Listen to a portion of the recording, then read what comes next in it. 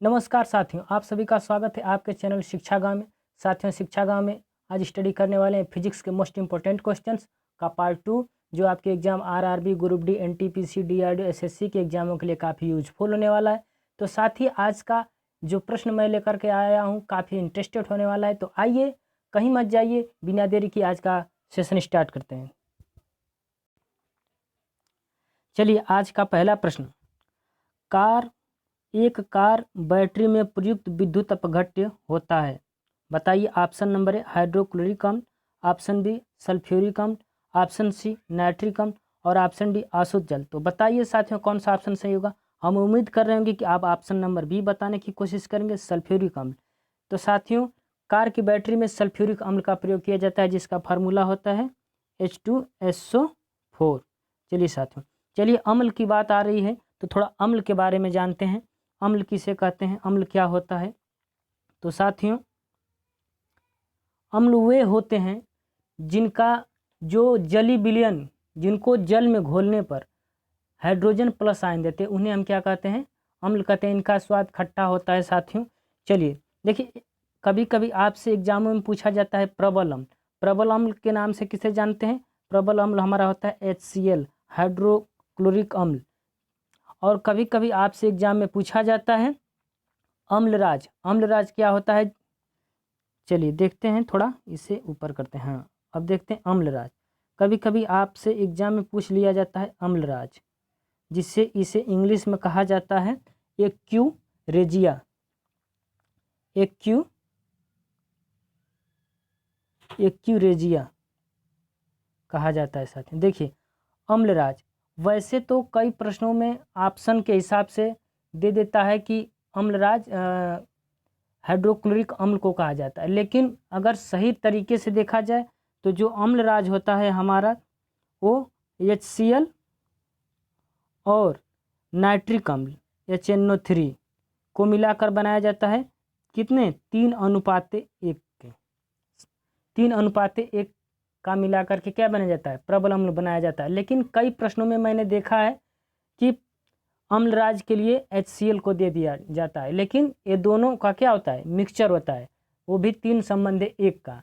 तो इस प्रकार से साथियों, जब किसी भी एग्जाम में अगर आपको ये दोनों ऑप्शन नहीं मिलते हैं तो आपको प्रबल अम्ल लगा के, प्रबल अम्ल के लिए तो लगाएंगे आप HCl, और अम्लराज के लिए लगाएंगे आप हाइड्रोक्लोरिक अम्ल, इसके लिए भी लगाएंगे HCl। अगर दोनों ऑप्शन में देता है तो बहुत ही अच्छा है। चलिए साथियों, अब एक बात और बताते हैं इम्पोर्टेंट फैक्ट की। क्या होता है, जो हमारा अम्लराज होता है, ये अम्लराज जिसे हम बोलते हैं एक्यूरेजिया, इसका प्रयोग सोना तथा प्लेटिनम को गलाने के लिए भी किया जाता है। इसका प्रयोग सोना तथा प्लेटिनम के गलाने के लिए भी इसका प्रयोग किया जाता है। चलिए साथियों, हम उम्मीद कर रहे हैं आपको ये प्रश्न समझ में आया होगा। तो चलिए अब अगला प्रश्न देखते हैं। चलिए साथियों, आप लोगों के लिए अब अगला प्रश्न। जड़त्व आघूर्ण व कोणीय त्वरण का गुणनफल होता है। ऑप्शन ए बल, option B torque, option C कार्य और ऑप्शन डी कोणीय संवेग। तो साथियों, कौन सा ऑप्शन सही होगा, ऑप्शन कौन सा सही होगा, बताइए। हम उम्मीद कर रहे हैं कि आप सही ऑप्शन बताने का कोशिश करेंगे। इसका ऑप्शन सही होगा टार्क। साथियों, आप लोगों ने पिछली कक्षाओं में पढ़ा होगा टाउ इक्वल टू होता है I/अल्फा। I/अल्फा। टाउ क्या होता है हमारा, टार्क होता है, और आई इनर्शिया, और अल्फा जो है कोणीय त्वरण होता है। चलिए साथियों, हम उम्मीद करें आपको ये प्रश्न समझ में आएगा। अगला प्रश्न देखते हैं।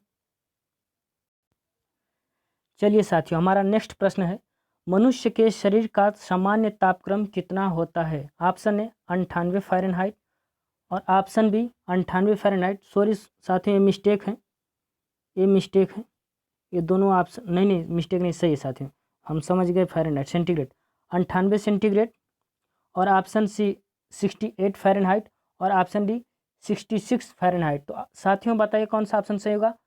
तो हम उम्मीद करें कि आप सही ऑप्शन बताने की कोशिश करेंगे। तो ऑप्शन नंबर फर्स्ट इसका सही होगा, 98 फ़ारेनहाइट। साथियों, ऐसे एग्जैक्ट डाटा जो होता है शरीर के टेम्परेचर का, वो 98.6 फ़ारेनहाइट होता है।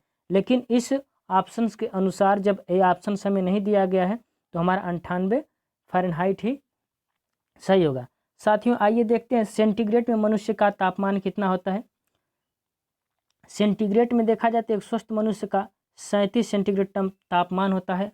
अगर केल्विन में देखा जाए तो 310 केल्विन होता है एक स्वस्थ मनुष्य का तापमान। तो इस प्रकार से हम देख रहे हैं कि एक स्वस्थ मनुष्य का फ़ारेनहाइट में 98.6 फ़ारेनहाइट जो है टेम्परेचर होता है। केल्विन में 310 सेंटीग्रेड और केल्विन में 310 केल्विन और सेंटीग्रेड में 37 सेंटीग्रेड। तो चलिए साथियों अब अगला प्रश्न देखते हैं। अगला प्रश्न देखने से पहले एक संबंध आप लोगों को मैं बता देना चाहता हूं जो इनके बीच का संबंध होता है। अगर आप फ़ारेनहाइट से सेंटीग्रेड निकालना चाहते हैं या सेंटीग्रेड से फ़ारेनहाइट निकालना चाहते हैं, केल्विन निकालना चाहते हैं, तो आइए मैं आपको एक संबंध बता देता हूं। देखिए साथियों, एक हमारा संबंध होता है C/5 और F-32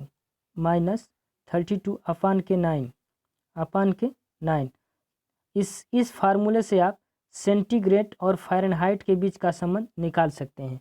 और सेंटीग्रेड और केल्विन के बीच का संबंध निकालना चाहते हैं तो सेंटीग्रेड केल्विन माइनस के 273। चलिए साथियों, हम उम्मीद कर रहे हैं कि आपको ये प्रश्न समझ में आया होगा। चलिए साथियों, अब हम आपको कुछ और बताने की कोशिश करते हैं। हाँ साथियों, एक चीज़ और बता देते हैं। चलिए देखते हैं अगला, एक चीज़ और बता देते हैं आप लोगों के लिए। कभी कभी आप लोगों से पूछ लिया जाता है कि किस तापमान पे सेंटीग्रेड और फ़ारेनहाइट दोनों बराबर होते हैं। तो साथियों ये होता है माइनस के 40 सेंटीग्रेड, 40 सेंटीग्रेड, ये सेंटीग्रेड साथियों, और ये बराबर होता है -40 फ़ारेनहाइट पे। ये दोनों आपस में क्या होते हैं, इस टेम्परेचर पे दोनों बराबर होते हैं। चलिए साथियों, अब अगला प्रश्न देखते हैं। चलिए साथियों, हमारा नेक्स्ट प्रश्न है, दो हल्के नाभिक मिलकर भारी नाभिक का निर्माण करते हैं तो इस प्रक्रिया को क्या कहते हैं। साथियों एक बात ध्यान दीजिए, ये जो ये क्रमांक है इस पे आप मत जाइएगा, क्योंकि मैं ये प्रश्न आप लोगों के लिए इधर उधर से ढूंढ करके लाता हूँ। तो क्रमांक कोई भी हो सकता है, लेकिन आप इस क्रमांक पे मत जाइए कि वो पिछला क्रमांक तो और कुछ था और इसका नंबरिंग कुछ और है, तो इस पे आप लोग मत जाइएगा। तो चलिए देखते हैं क्वेश्चन। दो हल्के नाभिक मिलकर भारी नाभिक का निर्माण करते हैं तो इस प्रक्रिया को क्या कहते हैं। ऑप्शन ए नाभिकीय विखंडन, ऑप्शन बी नाभिकीय संलयन, और ऑप्शन डी और ऑप्शन सी प्रकाश विद्युत प्रभाव, और ऑप्शन डी रासायनिक क्रिया। तो कौन सा होगा सही, हम उम्मीद करें साथियों आप बताने का प्रयास करेंगे ऑप्शन नंबर बी। तो ऑप्शन नंबर बी हमारा सही हो जाएगा, नाभिकीय संलयन, जिसे हम कहते हैं न्यूक्लियर फ्यूजन। तो साथियों इसमें होता क्या है, इसमें दो हल्के नाभिक मिल करके एक बड़े नाभिक का क्या करते हैं, निर्माण करते हैं। एक बड़े नाभिक का निर्माण करते हैं। तो जब एक बड़े नाभिक का निर्माण करते हैं तो क्या होता है, उस समय ऊर्जा प्रोड्यूस होती है, ऊर्जा भी हमारी निकलती है उष्मा के रूप में। चलिए अब देखिए, अब जो हमारे ये सूर्य हैं, तारे हैं, इनसे जो इनके अंदर जो ऊर्जा निहित है और इनके अंदर जो ऊर्जा का स्रोत जारी रहता है, ये किसके कारण जारी रहता है, तो ये हमारा किसके कारण जारी रहता है, नाभिकीय संलयन या न्यूक्लियर फ्यूजन के कारण। और साथियों जो नाभिकीय संलयन के आधार पर ही हमारा क्या बनाया गया है, हाइड्रोजन बम। कौन सा बम, हाइड्रोजन बम बनाया गया है। चलिए साथियों, हाइड्रोजन बम जो होता है एटम बम से 1000 गुना शक्तिशाली होता है साथियों। इसका मतलब ये हुआ कि एटम बम से ये ज़्यादा खतरनाक है। एटम बम से जो हाइड्रोजन बम होता है ज़्यादा खतरनाक होता है। और एटम बम जो होता है, एटम बम वो नाभिकीय विखंडन की जो क्रिया उस पर आधारित है। नाभिकीय विखंडन, ये नाभिकीय विखंडन के क्रिया पर आधारित है। कौन, एटम बम। और एटम बम से ज़्यादा हानिकारक कौन है, हाइड्रोजन बम। कितना गुना ज़्यादा शक्तिशाली में अगर देखा जाए तो 1000 गुना ज़्यादा शक्तिशाली है। तो चलिए साथियों, हम उम्मीद कर रहे हैं कि आपको ये प्रश्न बहुत ही बढ़िया से समझ में आया होगा। तो चलिए आइए अगला प्रश्न देखते हैं। चलिए नेक्स्ट प्रश्न है, निम्न में से किस ग्रह के सबसे अधिक उपग्रह हैं। ऑप्शन ए शनि, ऑप्शन बी बृहस्पति, और ऑप्शन सी मंगल, ऑप्शन डी नेपच्यून। तो साथियों कौन सा ऑप्शन सही होगा? कुछ साथी ऑप्शन बी को लगाने का प्रयास करेंगे बृहस्पति, लेकिन ऑप्शन ए सही होगा शनि। क्यों? क्योंकि 7 अक्टूबर 2019 को शनि के 20 नए उपग्रहों की खोज की गई। तो शनि के पहले उपग्रह थे कितने? शनि के पहले उपग्रह थे 62, लेकिन अब बढ़ के कितने हो गए? 20 की खोज हुई, 20 उपग्रहों की खोज हुई, अब बढ़ के कितने हो गए? 82। इस प्रकार से शनि ब्रह्मांड का एक ऐसा उपग्रह है जिसके सबसे ज़्यादा क्या है? उपग्रह हैं। इसके पहले बृहस्पति था जिसके 79 उपग्रह थे। कितने थे? 79 उपग्रह थे। चलिए अब शनि के बारे में थोड़ा और कुछ जान लेते हैं। आइए जानते हैं शनि के बारे में। देखिए साथियों, जो शनि है, इस शनि ग्रह के चारों तरफ 7 छल्ले बने हुए हैं। दिखने में 7 छल्ले टाइप दिखता है, 7 छल्ले, 7 वलय बना हुआ है। और यह जो है आकार में दूसरा सबसे बड़ा ग्रह है। आकार में दूसरा सबसे बड़ा ग्रह है। तो सबसे पहला कौन होगा? सबसे पहला है हमारा ग्रह बृहस्पति। आकार में बृहस्पति है, बृहस्पति आकार में सबसे बड़ा ग्रह है बृहस्पति। दूसरे नंबर पर है शनि। चलिए यहाँ पे मैं लिख देता हूँ, इसका क्रम ही लिख देता हूँ।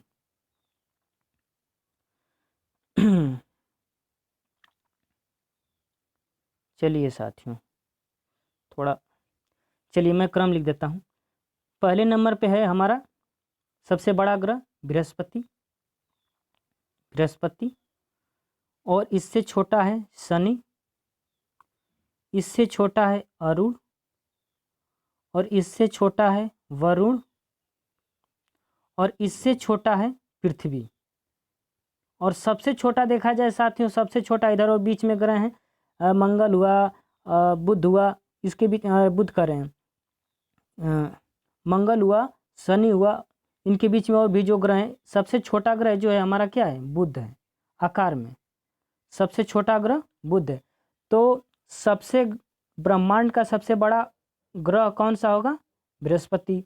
दूसरे नंबर का है शनि, तीसरे नंबर का है अरुण, चौथे नंबर का है वरुण, और पृथ्वी है 5वें नंबर की, और सबसे जो छोटा है वो है बुध। इस प्रकार से हमने देखा। साथ में आइए एक रोचक तथ्य और जानते हैं। शनि जो है सूर्य की एक चक्कर 29 वर्षों में लगाता है, 29 वर्षों में लगाता है। शनि सूर्य के चारों तरफ एक चक्कर 29 वर्षों में लगाता है। और शनि का जो सबसे बड़ा ग्रह है उसका नाम है, ग्रह करें सॉरी साथियों, उपग्रह टाइटन। क्या है? टाइटन। सबसे बड़ा उपग्रह शनि का टाइटन है। चलिए साथियों, हम उम्मीद कर रहे हैं कि आपको बहुत ही अच्छी तरीके से समझ में आएगा। चलिए अगला क्वेश्चन देखते हैं। चलिए हमारा नेक्स्ट प्रश्न है कूलाम किसकी इकाई है? ऑप्शन ए विद्युत धारा की, ऑप्शन बी विद्युत प्रतिरोध की, ऑप्शन सी विद्युत आवेश की, और ऑप्शन डी विद्युत क्षेत्र की। तो साथियों बताइए कौन सा होगा? तो ये होगा साथियों ऑप्शन नंबर सी सही, विद्युत आवेश की। कूलाम ने ही आवेश के बारे में बताया था, इसलिए उनके नाम पर ही आवेश की इकाई को रखा गया है। चलिए देखिए साथियों, एक धारा का नाम आप लोगों ने सुना होगा। तो धारा कैसे बनती है? धारा आवेश की प्रवाह को दर को क्या कहते हैं? धारा कहते हैं। आवेश प्रवाह की दर को क्या कहते हैं? धारा कहते हैं। धारा को हम आई से डिनोट करते हैं। यहाँ क्यू आवेश हो गया, टी टाइम हो गया। तो इस प्रकार से हम देख रहे हैं इनके बीच में एक रिलेशन भी निकल के, क्यू बराबर अगर निकालना चाहें तो क्यू बराबर आई टी निकल के हमारा चला आएगा। इस प्रकार से हम देख रहे हैं कि एक संबंध भी इनके बीच में मिल गया, क्यू बराबर आई टी। इसलिए धारा जो हमारी उत्पन्न होती है, प्रोड्यूस होती है, आवेश के प्रवाह के दर पे डिपेंड करती है। आवेश की प्रवाह को क्या कहते हैं? धारा करते हैं। यहाँ से आपको एक डिफिनीशन भी मिल गई। चलिए साथियों अगला प्रश्न देखते हैं।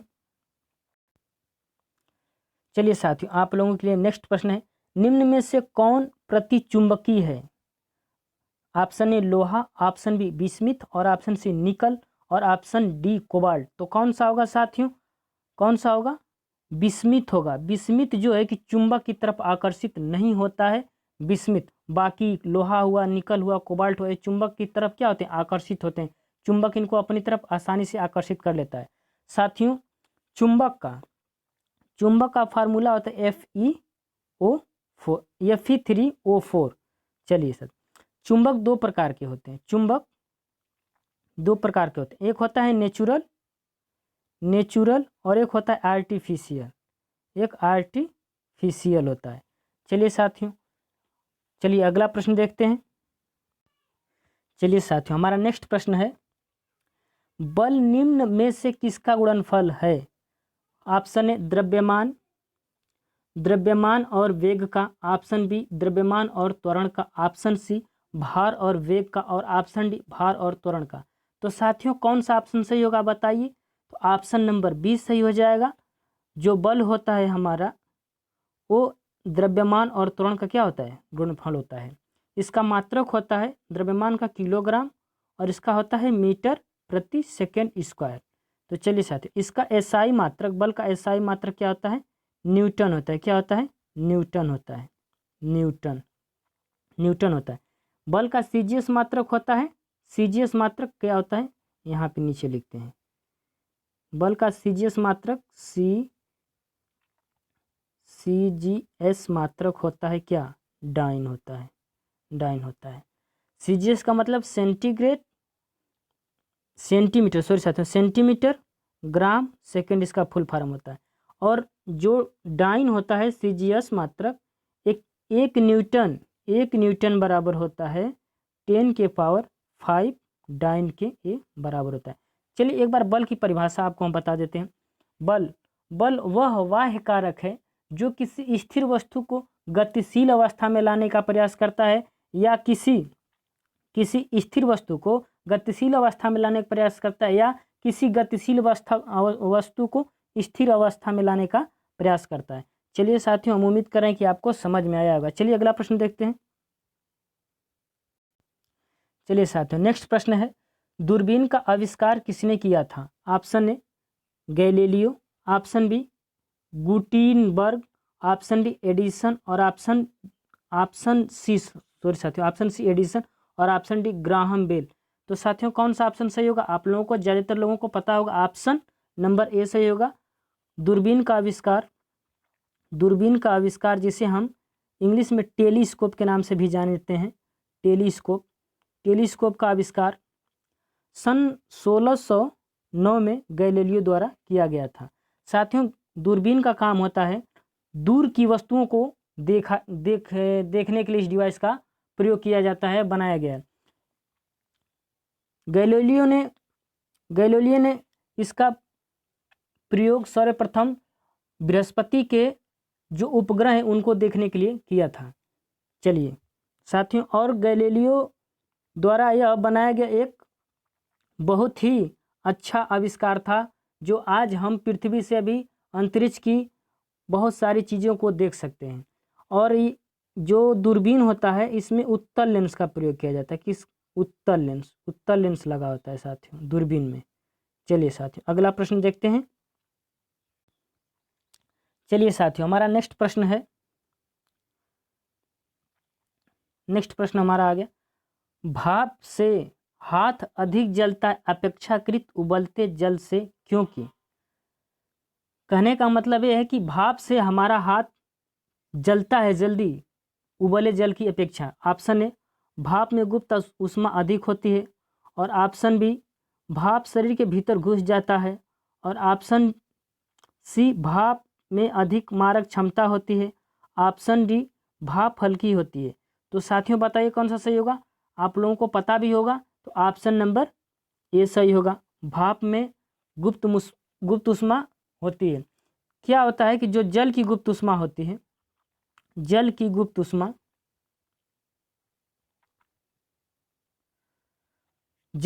ऊष्मा भाप की गुप्त ऊष्मा से क्या होती है? कम होती है। अर्थात भाप की गुप्त ऊष्मा ज़्यादा होती है, इसलिए क्या होता है, हम जल्दी भाप से जल जाते हैं और भाप से जलना ज़्यादा खतरनाक होता है। चलिए साथियों गुप्त ऊष्मा के बारे में थोड़ा जान लेते हैं। गुप्त ऊष्मा के बारे में, लेटेंट हीट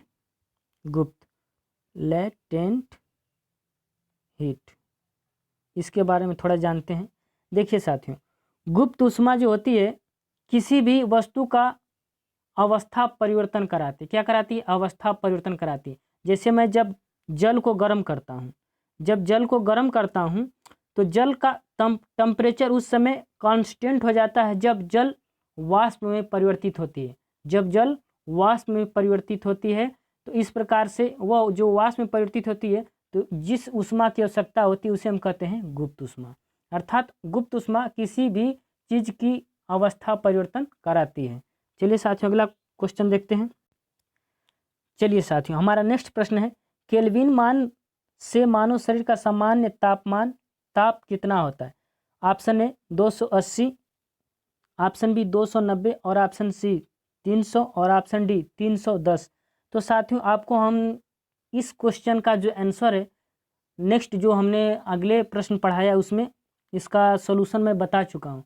तो इस प्रश्न का आप खुद ही सॉल्व करने का प्रयास करिए और आप इसका जो आंसर होगा कमेंट बॉक्स में बताने की कोशिश करिए। तो चलिए साथियों आप लोगों के लिए मैं कुछ इंपॉर्टेंट क्वेश्चन लाया था और सॉल्व कराया। तो साथियों अगर आपको ये मेरा वीडियो पसंद आए तो कृपया मेरे चैनल को सब्सक्राइब करिए, लाइक करिए, अपने दोस्तों के साथ शेयर करिए। चलिए दीजिए इजाज़त, नमस्कार।